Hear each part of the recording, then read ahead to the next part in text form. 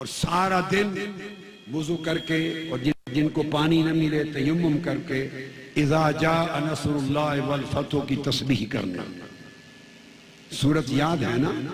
اذا جاء نصر اللہ والفتح ورأيت الناس يدخلون في دين الله أفواجا فسبح بحمد ربك واستغفره إنه كان توابا۔ تو یہ اذا جاء نصر اللہ والفتح، اس کی تسبیح کرنا کل سارا دن۔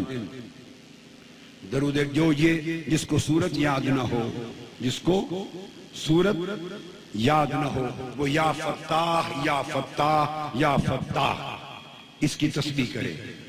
یا فتاح یا فتاح یا فتاح اس کی تسبیح کرے۔ بسم اللہ الرحمن الرحیم۔ اللہ کے نام سے شروع جو نہایت مہربان ہمیشہ رحم فرمانے والا ہے۔ اذا جاء